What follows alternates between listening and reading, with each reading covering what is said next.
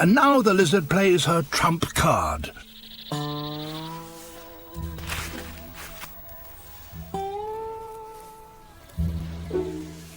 A female horned lizard guards her buried eggs and is keeping a lookout for anything that might interfere with them.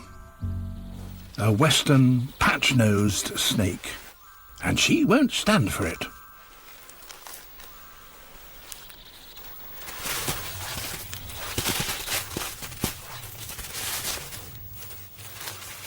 The patch-nose is no match for this kind of aggression. Her eggs are safe, for now. Another predator, a coach-whip snake, and this species is a lizard eater. And she can tell the difference. The snake is too fast for her to outrun it, so she makes herself look larger and taller. And now the lizard plays her trump card.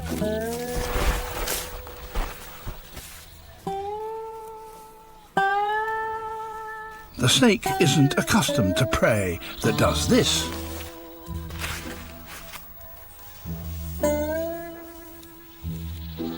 One very confused snake. Now she can return to guard duty.